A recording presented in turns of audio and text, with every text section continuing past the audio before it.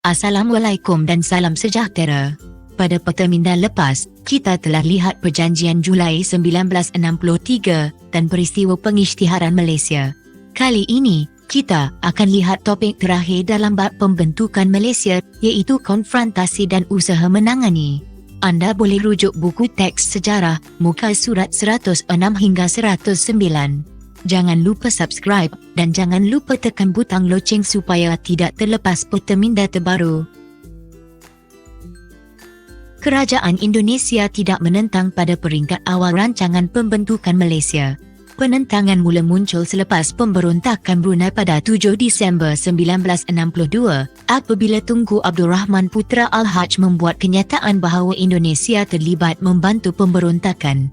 Partai Komunis Indonesia menggunakan kesempatan ini untuk menyela rancangan Malaysia sebagai penerusan dasar neokolonialisme yang dirancang oleh kerajaan British.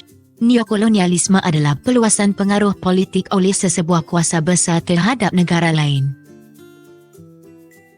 Pada 20 Januari 1963, Dr. Subandrio, Menteri Luar Indonesia mengumumkan dasar konfrontasi terhadap Malaysia dengan alasan mengancam kedudukan Indonesia. Indonesia melancarkan dasar konfrontasi terhadap tanah Melayu iaitu Ganyang Malaysia. Pada 16 Januari hingga 27 Mac 1963, tentera Indonesia mula melancarkan serangan gerila di Sarawak. Kemudian, pada Ogos hingga Disember 1964, gerila mula mendarat di Johor. Tindakan ketenteraan terawal berlaku apabila pendaratan tentera dan para tentera Indonesia di Tebedu, Sarawak pada 12 April 1963. Pada 29 Disember 1963, berlakulah peristiwa berbalas tembakan antara tentera Malaysia dengan Indonesia di Kalabekan, Sabah. Pada 2 September 1964 pula, pendaratan seramai 30 orang gerila Indonesia di Labis, Johor. Gerila Indonesia yang masuk ke Johor ditahan oleh pasukan tentera Malaysia.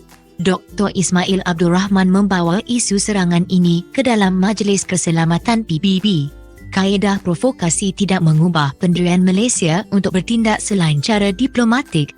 Bagaimanakah konfrontasi ditamatkan? Malaysia menggunakan pendekatan diplomatik dalam usaha menangani konfrontasi. Tanggungjawab menyusun strategi diserahkan kepada Kementerian Luar Negeri yang diketuai oleh Muhammad Ghazali Syafi'i. Tugas utama kementerian ini adalah untuk mematahkan kempen propaganda dan mendapatkan sokongan negara luar. Usaha awal menamatkan konfrontasi dilakukan oleh Lieutenant, iaitu Setiausaha Agung PBB. Beliau mengutuskan wakilnya, CV Narasimhan pada bulan Februari 1963 untuk berunding dengan pemimpin kerajaan Indonesia dan Persekutuan Tanah Melayu. Presiden Macapagal menganjurkan rundingan peringkat pegawai di Manila pada 9 April 1963. Negara kita diwakili oleh Muhammad Ghazali Syafi'i. Tunku Abdul Rahman Putra Al-Haj menerima undangan Presiden Sukarno untuk bertemu di Tokyo pada tahun 1963. Dalam pertemuan ini, Tunku Abdul Rahman Putra Al-Haj menerangkan tujuan pembentukan Malaysia. Tun Abdul Razak Husin menghadiri mesyuarat peringkat Menteri Luar di Manila pada 7 hingga 11 Jun 1963 bagi mencari penyelesaian konfrontasi. Dr. Subandrio, iaitu Menteri Luar Indonesia, hadir bagi pihak Indonesia. Tunku Abdul Rahman Putra Al-Haj menghadiri mesyuarat bersama-sama Presiden Sukarno dan Presiden Macapagal di Manila pada 31 Julai hingga 5 Ogos 1963. Hasil penting ialah penerimaan kerajaan Indonesia dan Filipina terhadap pembentukan Malaysia selepas penilaian dibuat oleh PBB terhadap Sarawak dan Sabah. Rundingan Malaysia, Indonesia dan Filipina berlangsung pada tahun 1964 melibatkan 2 persidangan peringkat menteri di Bangkok dan 1 sidang kemuncak di Tokyo. Peranan utama dimainkan oleh Tan Nhat Haiman, Menteri Luar Thailand yang menganjurkan pertemuan dengan Menteri Luar Indonesia. Peralihan kepimpinan di Indonesia pada 30 September 1965 menamatkan konfrontasi. Jeneral Soeharto melantik Jeneral Ali Murtopo dan Nadiem Malik untuk berunding menamatkan konfrontasi. Kerajaan Indonesia mengumumkan penamatan konfrontasi pada 4 Ogos 1966.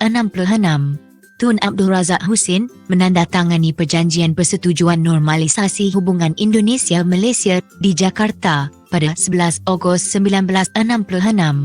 Konfrontasi memberikan pengalaman kepada negara kita untuk mengurus krisis pada peringkat serantau dan antarabangsa.